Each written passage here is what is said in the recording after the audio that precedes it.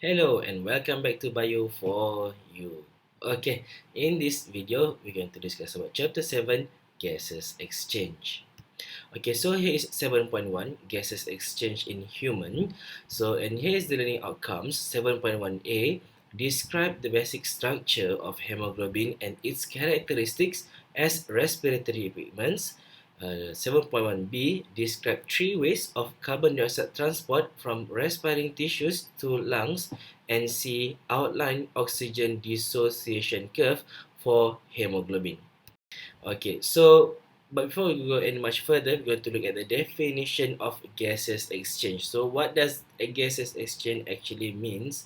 Okay, so gaseous exchange is the uptake of molecular oxygen from the environment and the discharge of CO2 to the environment. So pendek kata ceritanya, gaseous exchange ni adalah kita ambil oksigen daripada environment and kita release CO2 or discharge CO2, buang CO2 back to the environment. Okay, so the organ that is involved, of course, it is lung. The site of gaseous exchange ni, it occurs in alveoli.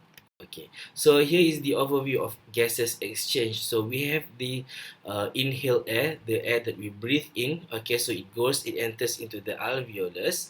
Okay, so inside the alveolus there are air spaces, ruang-ruang udara, where you can have this the exchange of gases takes place. So this webbed structure over here is called as alveolar capillaries. So maknanya dekat alveolar ni ada capillary dia sendiri. So inside this capillary is what you're going to expect. Of course, inside there is a red blood cell. Okay, so the exchange between carbon dioxide and oxygen will take place here. Okay, so then the oxygen, the dissolved oxygen will be carried back into the into the heart, and then from the heart is pumped out and supplying to all the other tissue capillaries where gases exchange occur one more time over here. But this time it will release oxygen into the interstitial fluid, and then from interstitial fluid it will be used by the respiring tissue, i.e. tissue or cell yang sedang menjalankan proses respiration, ataupun tissue ataupun sel yang sedang mengalami metabolic or pathway metabolism.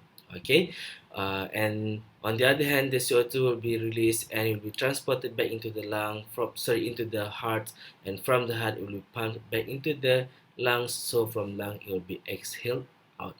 Okay, so there is a general overview of gases exchange. Okay, so now let's have a look on the structure of the lungs and where can you find this trachea and the alveolar space and etc. Okay, so we have this nasal cavity, i.e. the space behind your nose.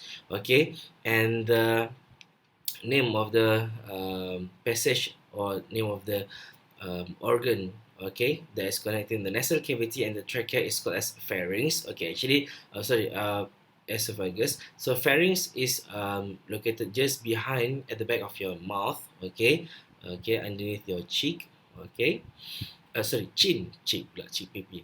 Okay, and then you have trachea. Okay, the main tube that will carry the air that we breathe in, and also the air that we're going to breathe out. And also we have the lungs. Okay, so inside the lungs from trachea we have the branches, where these branches we call as bronchus. Okay, so and the smaller branches we call as bronchiole.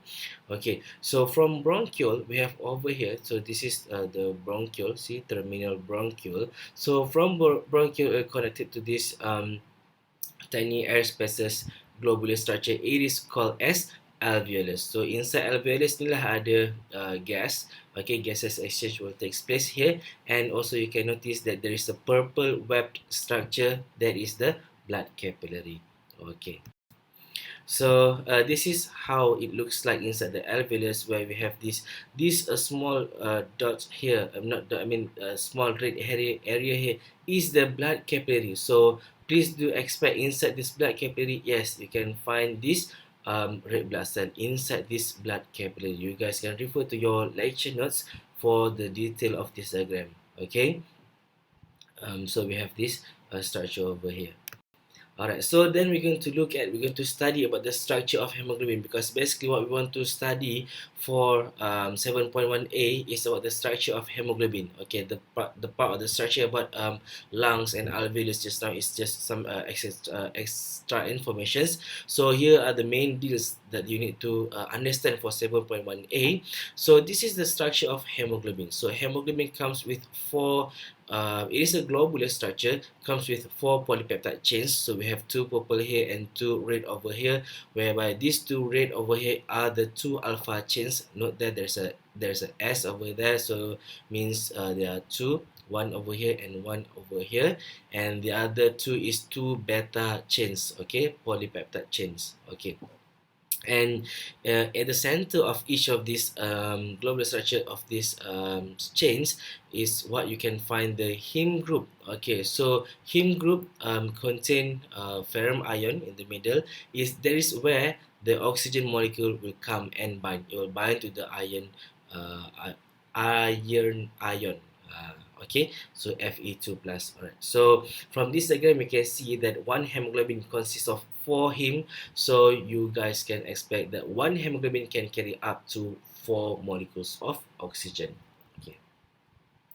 And next is another information regarding hemoglobin.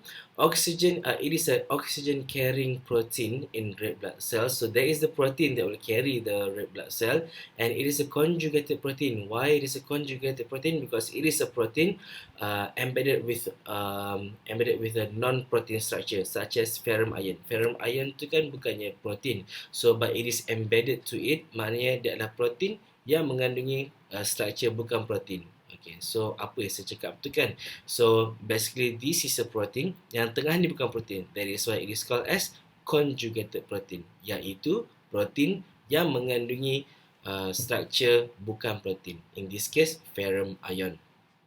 Okay, the protein portion, okay, of the protein portion of hemoglobin is which is the globin ni yang berwarna-warna ni, attached with prosthetic group, a heme group. Prosthetic group ni lah yang tambahan, dia bukannya protein, and it is a quaternary structure, means it consists more than one three-dimensional structure, and globin consists of 4 subunits, polypeptide chain, 2 alpha and 2 beta chain. Each subunit it does contain one heme group. Okay, so each heme group consists of one ferrum ion atom, okay, which is capable of carrying one oxygen molecule, just like what I mentioned earlier, and thus each hemoglobin can carry up to 4 oxygen molecules to form oxyhemoglobin. Okay, so this is the term that we're going to use when the hemoglobin bounded with oxygen, we call it as hemoglobin. Maksudnya hemoglobin yang bergabung dengan oksigen, kita panggil dia sebagai oxyhemoglobin. So satu hemoglobin can carry up to 4 oxygen molecules.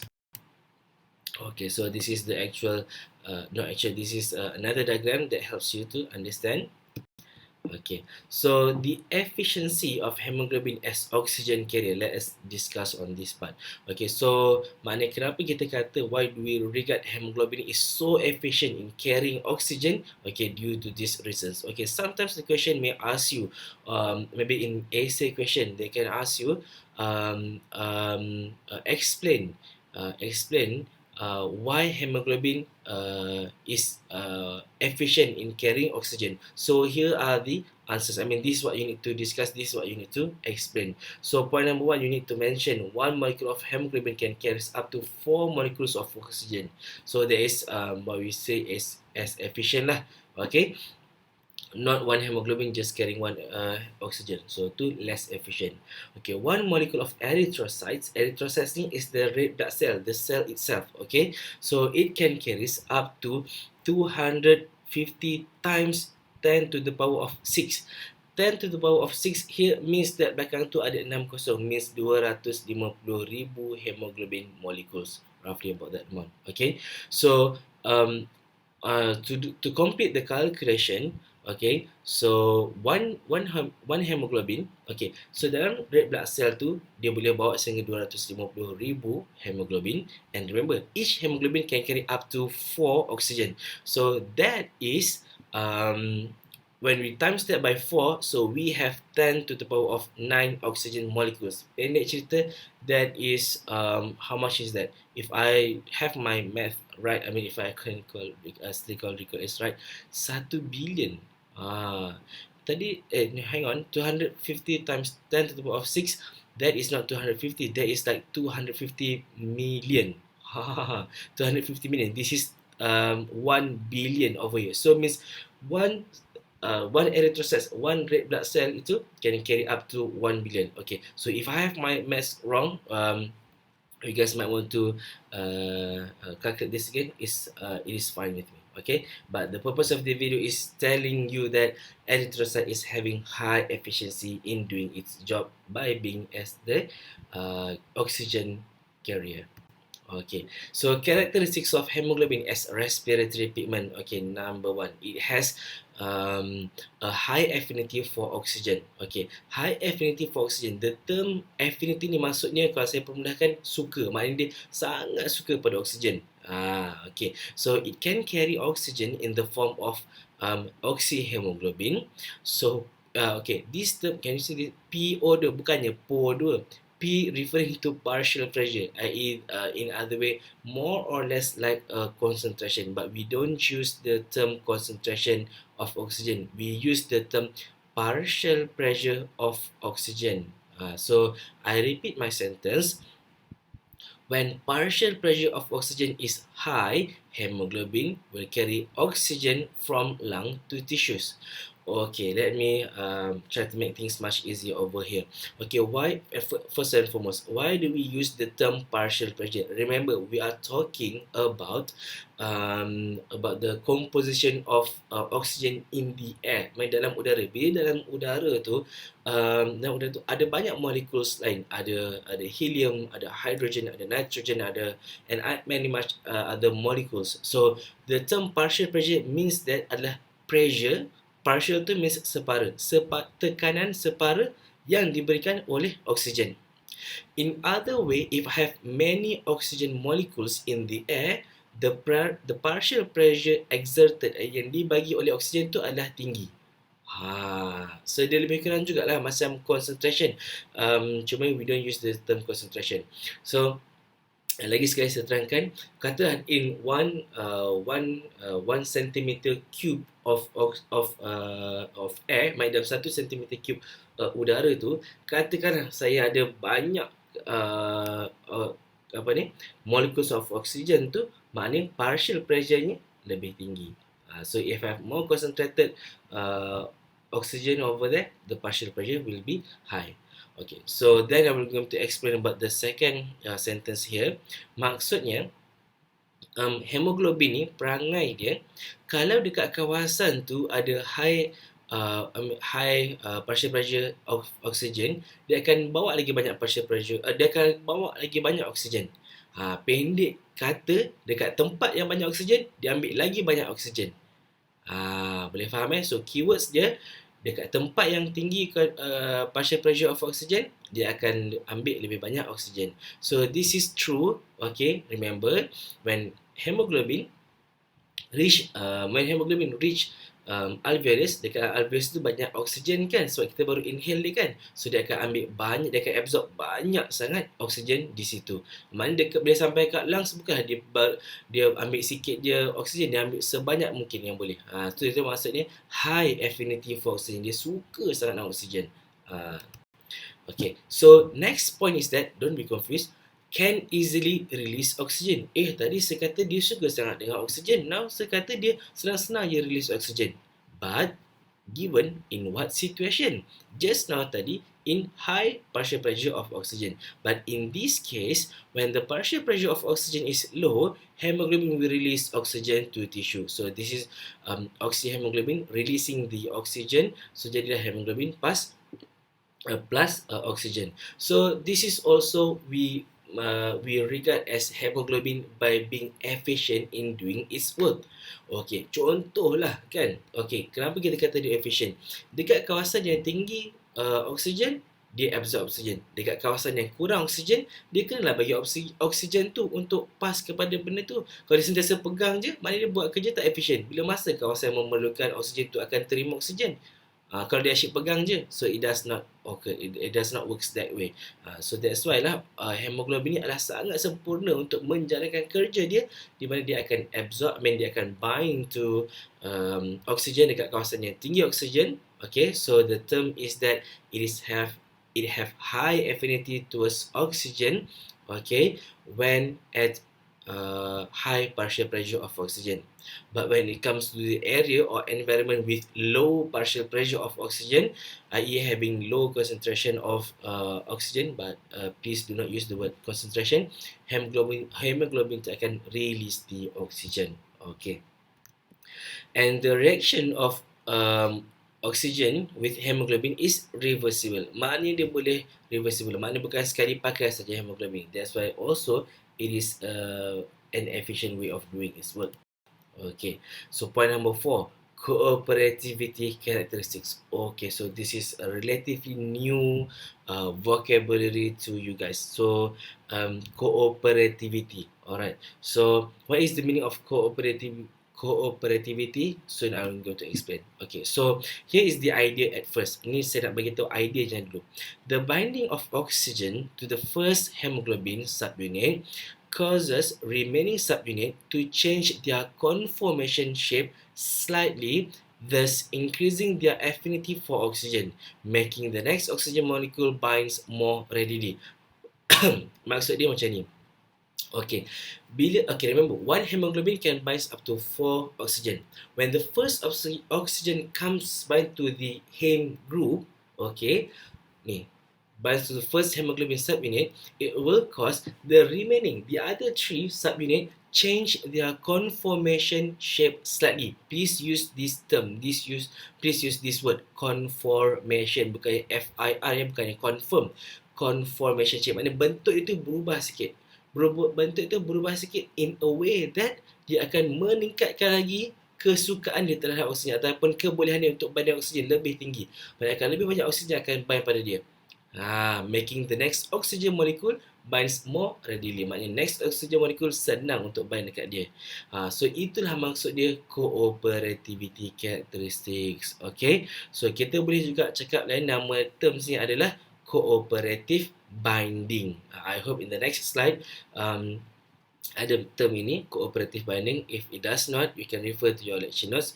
Okay, so also we're going to practice during our practice exercises. Okay, so lagi sekali saya ulang, cooperative binding ni adalah bila satu oksigen binds to the hemoglobin, the hemoglobin will change, dia akan ubah bentuk dia sikit, makes the other oxygen easy untuk bind. So basically, satu datang, lagi 3 pun akan datang.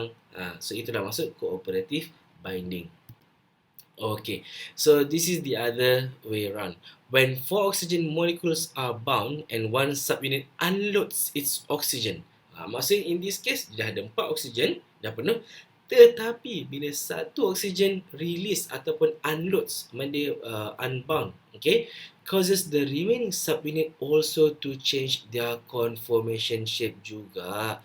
Means bila satu belah, yang lain ni pun semua kata belah buah sayang kat sini, so dia pun berubah bentuk juga, change the conformation shape slightly, lowers their affinity for oxygen, and the other 3 subunits more readily to unload oxygen as well. Maknanya bila satu dah being released, the other 3 also being readily to be released as well. So pendek cerita, the term cooperative binding ni, satu datang, lagi 3 datang, satu pergi, lagi 3 akan pergi. Itu macam. Okay. Alright, so this is a diagram that showing you the increasing affinity for oxygen. So ini cuma hanyalah diagram untuk bagi korang faham sahaja. Let's say this is the early structure of the hemoglobin. So when we have one oxygen comes and bind, okay, so of course when it binds, it will cause the shape to change slightly. It makes the other 3 to change their shape slightly as well. Hence, the other oxygen will easily to bind until we say that this hemoglobin is saturated. Maksudnya hemoglobin ini saturated means tepu, dah penuh dengan oksigen. Okey, sama jugalah macam inilah gambar aja yang lebih baiklah. When one oxygen binds, the other akan change shape readily to receive oxygen. Macam tu. Okay, next, characteristics of hemoglobin as respiratory pigment yang number 5 adalah hemoglobin binds to CO2. Okay, so what we have discussed just now is about macam mana dia bind dengan oxygen. What about its story when it's binding to CO2? So now we're going to talk about CO2 pula. So basically about oxygen, mostly we are done. We've settled with that one. So we're going to look at carbon dioxide. So when partial pressure of oxygen is low, hemoglobin carry carbon dioxide from tissues to lung. So maknanya dia akan bawa carbon dioxide daripada tisu tu pergi ke lungs in the form of, namanya adalah carbaminohaemoglobin.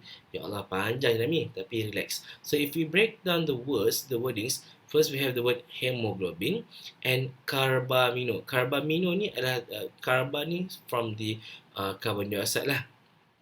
Okay, so carbamino. Why we have the term amino here? So they actually bind dengan amino group of the hemoglobin. But do not worry about that one too much. Okay. So number 6, okay, hemoglobin binds to carbon monoxide.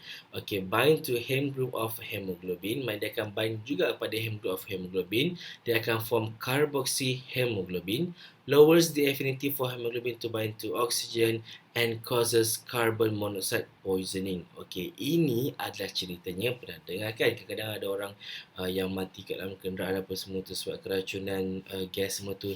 It is highly likely this gas lah, which is carbon monoxide. Sebab apa? Carbon monoxide ni bila dia bind, dia also boleh bind kepada hemoglobin. Dia akan bind kepada hem group, dia akan form carboxyhemoglobin. So bila carboxyhemoglobin ni terbentuk, dia akan lowers affinity of hemoglobin untuk bind kepada oksigen. So hemoglobin tu dah tak boleh nak bind sangat dengan oksigen. So apa jadi daripada orang tu? Dia nak sedekah Allah lah kan? Macam tu, tapi tanpa disedari oleh orang tersebut. Okay, so now we're going to talk about the transport of carbon dioxide. Okay, carbon dioxide from aerobic of cellular respiration, air daripada Krebs cycle in mitochondrial matrix. Kita dah belajar sebelum ni penghasilan CO2 kan. Okay, so then it moves to the cytoplasm and then diffuse through the plasma membrane, enters the capillary wall and into the blood plasma, maknanya ke dalam cecair darah. Okay, carbon dioxide is more soluble in than oxygen in water, but its transport in solution is still inadequate. Maksudnya macam ni, CO2 ni dia lebih senang untuk larut dekat dalam oksigen, larut dalam air berbanding oksigen, tetapi transport dia dekat dalam bentuk cecair tu still tidak mencukupi, inadequate. Okay. So there are 3 methods of carrying CO2 daripada tissues to the respiratory surfaces. Maknanya respiratory surfaces ni maknanya alveolus semua tu lah kan. Okay, so dia ada 3 cara. So it is divided by these percentages. Okay, 7, 23 and 70. So I hope you guys can memorize this percentage over here, tapi tak susah sangat.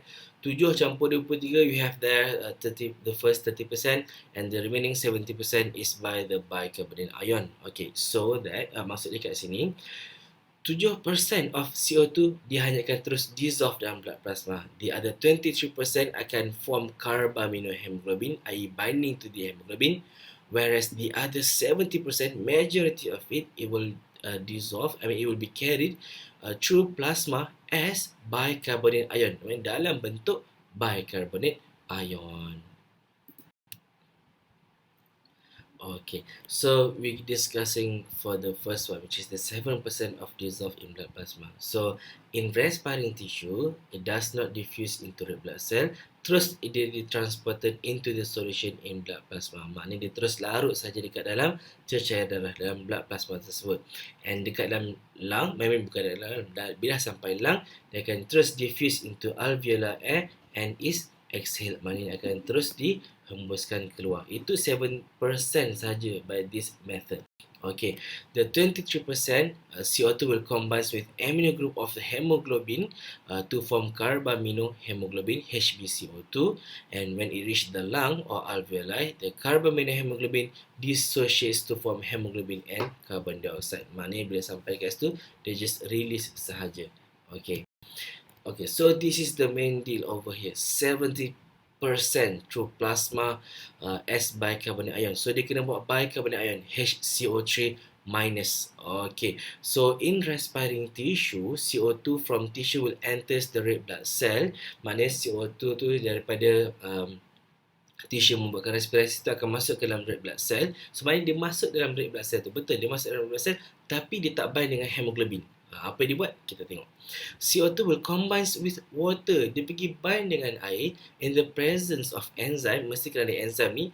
Carbonic anhydrase. Please, please, please remember the name of this enzyme. It's very common to be asked in the question. Okay, so this carbonic anhydrase helps binds CO2 with water to form carbonic acid H2CO3. So dah nampak hampir sama macam ni kan, CO3, cuma bezanya ni H2, yang ini H sahaja. Okay, so and how do you get this H2CO3 lah? Water kan H2O, so tambah dengan CO2 jadilah H2CO3. So then this carbonic acid, remember this is in the acidic form, carbonic acid H2CO3 dissociates, dia berpisah pula into hydrogen ion H plus and bicarbonate ion. So now you have here bicarbonate ion. Samakan dengan terms ni kan. So maksudnya dalam bentuk bicarbonate ion sendiri yang akan ditransport di dalam blood plasma dan dia akan hantar pergi ke lungs ataupun alveoli. So itu adalah konsep asas dia. Remember, this is the majority how we transport CO2 into the lungs. Okay, 70%. Okay, H2CO3 minus, i.e. the bicarbonate ions, diffuse out of red blood cell and transported in the blood plasma to alveoli. Okay, ingat tadi proses pertukaran CO2 kepada bicarbonate ion ni di dalam red blood cell, inside the erythrocyte. So now when it has become erythrocyte, dia kena, bila dia dah become bicarbonate ion, dia kena keluar pula daripada red blood cell tu. So basically red blood cell ni hanya adalah tempat untuk bantu tukarkan CO2 cantum dengan water, jadilah bicarbonate ion bila dia buang hydrogen ion dia. Okay. So ni dah cakap tadi dah. Okay, so mana kita faham the bicarbonate ion ni dia dibawa dalam blood plasma, bukan dari blood cell. Okay, so tadi remember tak kita ada mention about H plus kan? Okay, so nanti kita akan tengok kenapa kena ada chloride ion ni. Okay, next, chloride ion, okay, from dissociation of sodium chloride. Sodium chloride ni table salt yang korang makan tu lah, dalam fries McDonald korang semua tu lah. Okay, and moves from plasma into red blood cell to maintain electrical neutrality between blood plasma and red blood cell cytosol. The keyword that you need to take here, to take important here is maintain electrical neutrality. Remember, just now when we have the bicarbonate ion leaves the erythrocyte, keluar daripada erythrocyte tu, remember the bicarbonate ion adalah bercharge negative. So when we have too much of molecules, ions with negatively charged exiting or going out from the cell, so what will happen to the cell? So charge dia akan tidak balance. So bila kita ada bicarbonate ion yang bercharge negatif ni keluar, kita memerlukan something also with negatively charged untuk masuk, untuk cover balik apa yang berlaku tadi tu. So bila kita ada satu negatif ion keluar, kita nak ada satu lagi negatif ion masuk. So siapakah yang masuk? Chloride ion. Chloride we know Cl is negatively charged, Cl minus. Okay. So this process is called as chloride shift. Okay, so remember this event ni, processing dipanggil sebagai chloride shift, and this is also a common question to be asked during the exam as well. So it's a famous one. Okay, whether in the MCQ or essay or other simple subjective questions. Okay, so this is the another addition of the information. Okay, as the hydrogen ion concentration increases, the pH will decrease. Ni semua kita tahu lah, the pH will become acidic. Okay, sebab bila ada banyak hydrogen ion, so the environment becomes more acidic. So how do we overcome this problem? How to solve this problem? Hemoglobin just now, remember when it released the hemoglobin from dissociation of oxyhemoglobin. So ini ceritain dekat respiring tissue. Mana dekat respiring tissue, hemoglobin tadi asalnya dia bawa oksigen. Now dia dah dia dah buang oksigen ni sebab dia bagi kepada sel yang sedang mengalami respiration itu. So ini adalah suatu ayat dia macam ni. Hemoglobin from dissociation of oxyhemoglobin. Hemoglobin yang sedang bawa oksigen namanya oxyhemoglobin. Bila oksigennya keluar, namanya hemoglobin saja. Sebab tu dia panggil kat sini hemoglobin yang dah dissociated, dia dah buanglah oksigennya. Dia akan combine with hydrogen ion forming hemoglobinic acid HHB. Ini jangan pula kalau tulis HHB, tak boleh kita tulis H2B. No, it is not the same. HB here means, this is represents hemoglobin. H here represents the hydrogen ion. So pendek cerita kat sini, hemoglobin akan bind dengan H+, so maknanya dekat dalam tu tidaklah pH yang boleh dikawal. Sebab kan remember, bila nanti kita akan tunjuk lagi, saya akan tunjuk gambar on the next diagram. So hemoglobin acts as buffer to prevent decrease in pH. Okay, let us look at this diagram. So we have when this this is the tissue cell, this is the red blood cell. Tissue cell ni means the cell that is doing respiration. It release CO2 and it uses oxygen. So when red blood cell arrives at this area, so dia akan readily dissociates its oxygen. Maksudnya dia akan release oxygen dia. Okay, and on the other hand, it will takes up this carbon dioxide. So carbon dioxide ni, remember there are 3 ways how we can carry it. Okay, first, by this CO2 just dissolve in the plasma. Number 1, 7%. Okay, so that was 7%, easy. The next one, this CO2 binds with hemoglobin to form carbaminohaemoglobin. That is 27%. So 23%. 23 plus 7 jadi 30%. Okay. So the one that we're going to discuss now is the 70%. 70% CO2 ni dibawa dengan cara macam mana? Okay. So ini tadilah ada ni. This one CO2 binds with hemoglobin, becoming carbaminohaemoglobin. So this is the 23%. Okay. CO2 binds with water. Okay, so CO2 ni tak boleh just easily binds with water without the help of this enzyme, because we know we have carbon dioxide dekat persekitaran kita kan. Bila kita rendam dalam air, tak ada pun dia jadi hemoglobin, tak boleh jadi bicarbonate acid ni pun kan. Dia tak jadi bicarbonate acid ni. So nak pertukaran ni perlu ada enzim carbonate anhydrase, and this enzyme hanya ada dekat dalam red blood cell. So that's why this process takes place inside the red blood cell, ataupun nama famousnya adalah erythrocyte. Okay, so from this carbonic acid ni, okay, so from this carbonic acid, dia akan dissociates to become hydrogen ion and bicarbonate ion. So we settle one by one. When we have this bicarbonate ion, so dia bercharge negatif, dia akan leaves the erythrocyte. Dia akan keluar pada erythrocyte. So kita ada satu ion yang bercharge negatif keluar daripada sel ini. So how to overcome this problem, how to encounter this situation, we have a process that is called as chloride shift, whereby the chloride ion yang bercharge negatif akan masuk, dia akan ganti balik yang bercharge negatif ni untuk yang keluar ni tadi. Okay, the next problem is that we have this positively charged presented by the by the hydrogen ion. So hydrogen ion ni dia akan binds dengan hemoglobin HHB. Dekat sini HBO tu kan, ini dah oxyhemoglobin. Bila dia dah sampai dekat sini kan, dia dah buang hemoglobin dia. So dia buang dia buang oksigen dia untuk bagi dekat sel ini. So yang HB sahaja tu akan bind dengan H+ ni, jadilah HHB. So setelah masalahnya, that's why we call as hemoglobin ni sebagai buffer. Okay. Buffer ni maksudnya dia resist the pH change. Okay, so now the story is that when it reach the lungs ataupun sampai alveolar, tadi tu dia bawa kan dah sampai ke lungs, apa pula yang terjadi?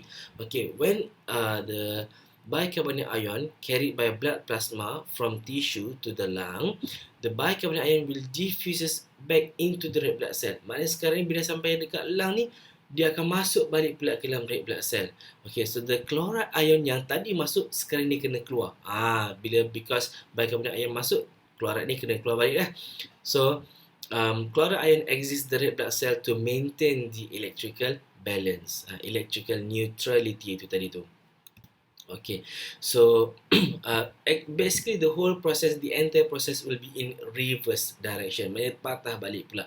And we have the bicarbonate ion combines with hydrogen ion balik, okay, from dissociation of HHB forming carbonic acid. Okay, forming carbonic acid, maksudnya bicarbonate ion ni binds dengan hydrogen ion akan membentuk carbonic acid, H2CO3. The carbonic acid akan dissociate into water and carbon dioxide, also with the help of carbonic anhydrase, nama enzim tu tadi. So bila tukar kepada CO2, CO2 akan diffuse out daripada red blood cell and moves into the alveolar air to be expelled when dibuang during exhalation. Okay, we look at this one. So this is alveolus. Okay, so remember when red blood cell, dalam red blood cell ada hemoglobin. When this hemoglobin arrives at the alveolus, dekat alveolus ni kita ada high partial pressure of oxygen sebab kita baru inhale oxygen tu tadi. So the oxygen will be bounded with with hemoglobin. So bila dia bound dengan hemoglobin, yang hydrogen ion ni will be released. So bila dia release, hydrogen ion ni nak bind dengan siapa? Nak bind dengan ni, bicarbonate ion yang baru masuk ni tadi. Okay, sebelum dia masuk, chloride ion ni dah keluar. Reverse of chloride shift. Nama proses ni reverse chloride shift. Okay, so that this bicarbonate ion bind with the hydrogen ion forming carbonic acid. Using the same enzyme carbonate anhydrase, it turns to becomes water and CO2 again. Water just stay and CO2 will exist and it enter the alveolus, and alveolus will later will exhale the carbon dioxide. That's how it goes. Okay. Alright, so basically this slide is re-summarizing or retelling you in the not simply in the summarized version. So basically I'm not going to repeat it again. You guys can read this slide from your note. Okay, so this diagram also showing the same meaning of what we have discussed earlier, so you guys can refer to this diagram. Okay, so same goes with this diagram. It's just that now it comes, it arrived the alveolus. Just now, the previous diagram is showing you at what happened at respiring tissue. Okay, same goes with this one. So you have many references, you have many diagrams that for you to understand. You guys can refer for better understanding. Okay. Okay, so now we're going to discuss about oxygen dissociation curve. Okay, before I step further into this, more deeper into this discussion, if you have start to have dizziness and you guys start to feel the words falling upon you, so it is a good time for you to take a break. Okay, so since this is a video mode, I can just continue. So actually this is 7.1c, the oxygen dissociation curve. So what we have covered by far is the 7.1a and 7.1b. So this is 7.1c, i.e. the last part of 7.1, oxygen dissociation curve. Okay, so oxygen dissociation curve, or the short form is ODC, bukannya OCD ya. OCD itu nama disease. Okay, oxygen dissociation curve ni maksudnya, curve means is a curve, is a graph. This is the graph. Dissociation means the release of oxygen. So oxygen dissociation curve, hence the name.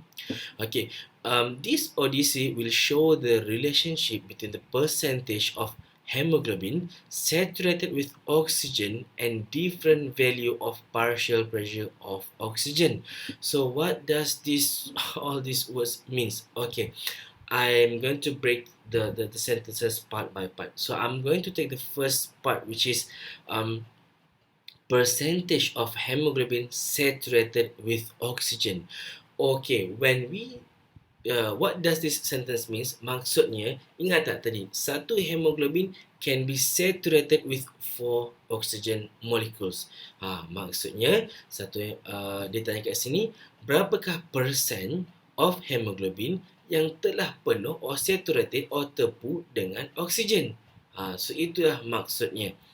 So katakanlah saya ada 100 ketul hemoglobin. So if all of the 100 ketul hemoglobin semuanya tu penuh saturated with oxygen, maknanya saya ada 400 oxygen that is being carried at the moment. So maknanya adalah 100% of the hemoglobin is saturated with oxygen. So itulah maksudnya. So itulah maksudnya on this axis here. Oxygen saturation of hemoglobin in terms percentage, dalam percentage. So value ini adalah 100 paling tinggi lah. Okay. On the other hand, on the other axis, we have here partial pressure of oxygen. The symbol is PO2 in millimeter mercury. Hg here is mercury. This is just the unit measuring the partial pressure of oxygen. So please note that the number here is 20, 40, 60, 80, 100, and the line can go beyond 100. Okay, for your information. Alright. This does not represent the percentage. Sebab tu kita tak guna the term concentration. Okay, pendek cerita dekat sini, this value here, let's say at 80 partial pressure, 80 partial pressure of oxygen at 80 mm mercury, maksudnya the meter reading tu adalah pada 80. Tekanan dia adalah pada 80 mm mercury. Maksudnya the value can go more in different concentration, in different situation. Maknanya cuma kebetulan why it stops at 100, kebetulan the typical maximum value for partial pressure of oxygen yang ada dekat dalam lungs kita adalah 100. So pendek cerita lagi juga, scientists can just easily create an environment with higher than 100 partial pressure of oxygen. So maksudnya wujud sajalah more than 100 partial pressure more than 100 mm mercury for the reading. In terms of percentage, tak adalah. So we just stop at 100%. Macam tu. So the shape here of this curve is a sigmoid shape berbentuk S due to the cooperativity of hemoglobin in binding and releasing of oxygen. So the cooperative binding. So kenapa bentuk macam ni cooperative binding? Remember, satu datang, semua datang, satu pergi, semua pergi. Macam tu. Okay, the binding of oxygen to one subunit will induce the remaining subunits to change shape. Affinity to oxygen will increase. Hemoglobin binds with another oxygen. Okay. Okay, in lungs, when the partial pressure of oxygen is high at 100 mm mercury, hemoglobin binds with large amounts of oxygens until all available hemoglobin are saturated, until almost all of the hemoglobin is saturated. Nampak tu? Hemoglobin is about 98.5% saturated with oxygen. Maksudnya again, if I have 100 ketul hemoglobin, lebih kurang 98.5 ataupun 99 ataupun sebab dia in terms of percentage, 99 ketul hemoglobin tu is saturated, penuh, dipenuhi dengan oxygen. So itulah maksudnya. That's why we have this graph over here. At lungs, with the 100 partial, okay, dekat lungs memang reading dia 100 mm mercury. 40 adalah dekat respiring tissue. Respiring tissue tu, tissue at rest. Maksud tissue at rest tu, tissue cell korang tengah tak buat apa, tidur tak berfikir, tak bermanfaat tu, tak bermanfaat, readingnya adalah 40. Tapi bila korang berlari ataupun buat aktiviti, tisu yang sedang having activity atau vigorous exercise tu, value dia adalah 20 mm mercury. So at 100 mm mercury, so sebab itulah reading ni hampir 98.5% saturated with oxygen. Okay, in resting tissue where partial pressure of oxygen is low, about 40 mm mercury, hemoglobin is about 75% saturated with oxygen. Logik lah. Bila hemoglobin ni sampai dekat kawasan yang sel tu dia tak gunakan banyak sangat oksigen pun, dia hanya release sikit sahaja. So that's why we have here oxygen unloaded to tissues at rest is this gap here, is this value here. So maknanya tadi tu asalnya daripada lungs dia ada 98%. Bila sampai dekat tisu yang sedang rehat, now dia ada lebih kurang dalam 75% saja ni. Value dia 75%. So berapakah percentage of oxygen yang dah being released or being unloaded? About 25% of oxygen is unloaded via diffusion into tissue cells. Okay, so sometimes if the question requires you to calculate in exact, maksudnya berapakah percentage of yang being unloaded ni, senang je lah. Asalnya dia bagi 98.5, tolak 75. Berapakah baginya? Itulah dia 23.5. Okay, yang dah being released. Alright, so that's how you calculate. Okay, so this diagram is just showing the situation like just now I've mentioned to you, percentage of oxygen tadi tu. Okay, next, in active tissues, i.e. contracting muscles, macam saya tengah aktif ni kan bercakap ni, where partial pressure of oxygen is lower, is about 20 mm mercury, hemoglobin concentration is about 35% sahaja.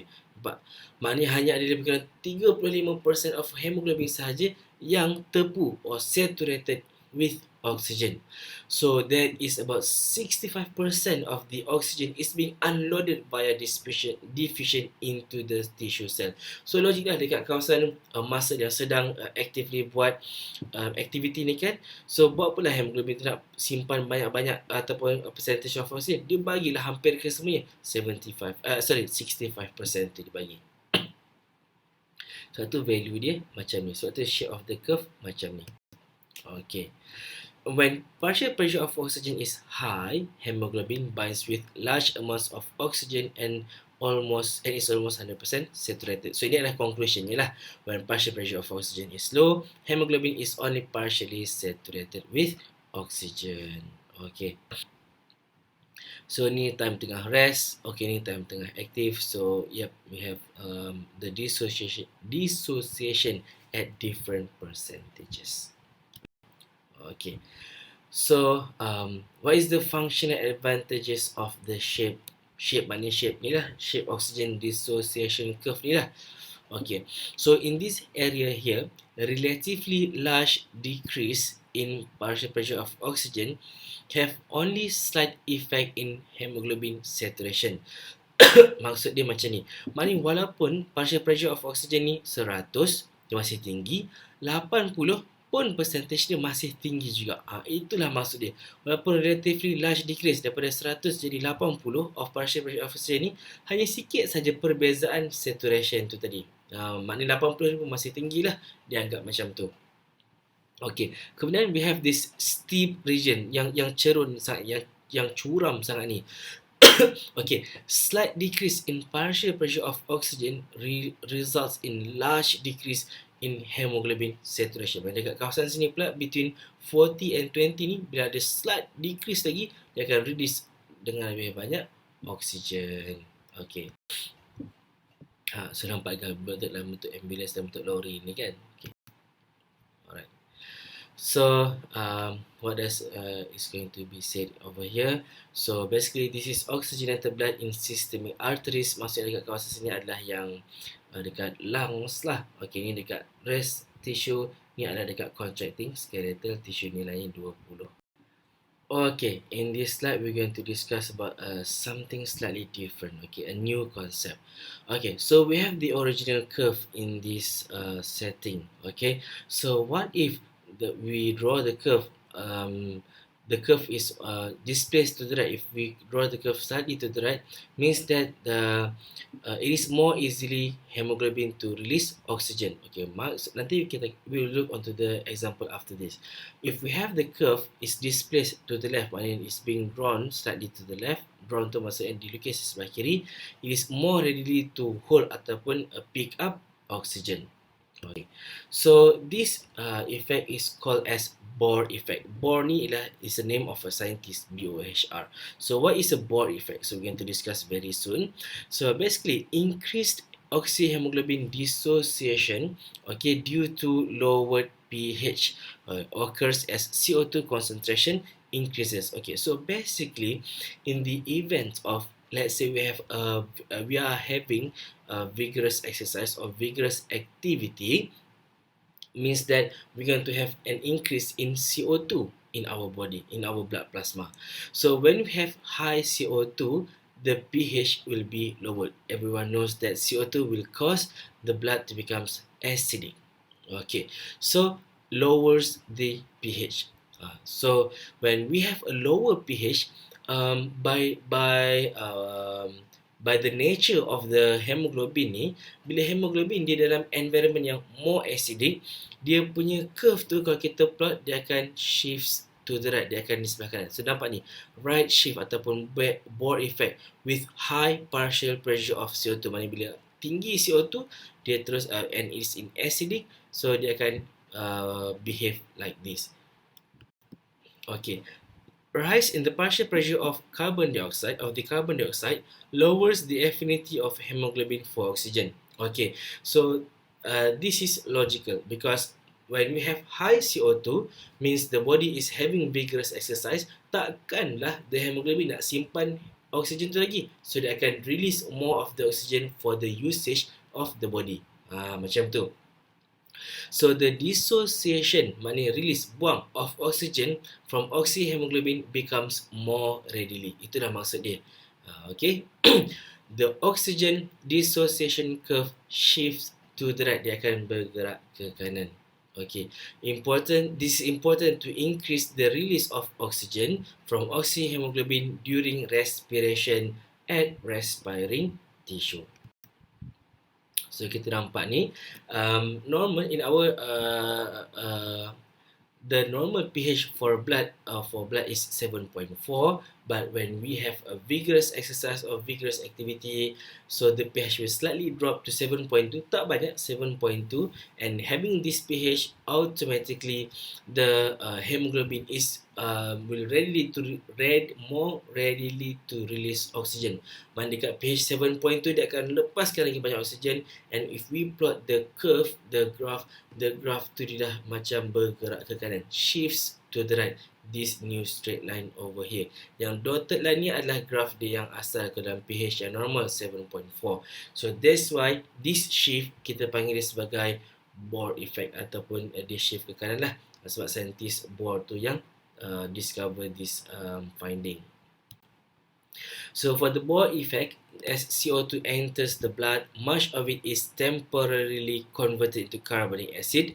So catalyzed by carbonic anhydrase, the H2CO3, the carbonic acid, dissociates into hydrogen ion and bicarbonate ion. As hydrogen ion concentration increases, pH will decrease and producing a more acidic environment. Okay, even though betul kita dah cakap tadi ada hemoglobin acts as a buffer, but still ada juga penurunan pH tu walaupun sedikit.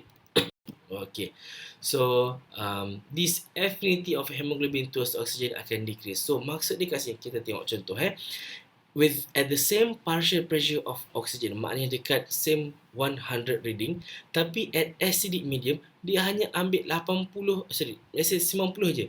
Kalau dekat dalam pH yang normal, dia ambil dalam 98%. Nampak dia kurang affinity towards oxygen. Itu maksud dia. Oxyhemoglobin dissociates to oxygen and hemoglobin. As hemoglobin buffers with the hydrogen ion, hemoglobin release oxygen, making more oxygen available for the tissue cell. Mana lebih banyak dia akan bagi given of oxygen ni lah. So ODC shifts to the right. Okay. So here is the final slide, okay, for this subchapter 7.1.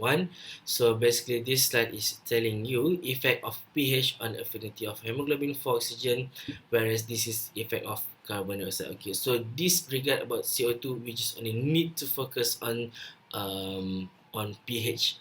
Okay, so at lower blood pH 7.2 dia dah bergerak ke kanan. Kalau higher pH 7.6 dia akan bergerak ke kiri. But this one we also did not discuss this one. We only focus on normal blood pH 7.4 and at 7.2. Okay, I think that will be all for this session. It's a long session, but I hope it benefits you guys. Okay, and please again do share, subscribe, and like this video. Okay, until now, thank you and bye bye.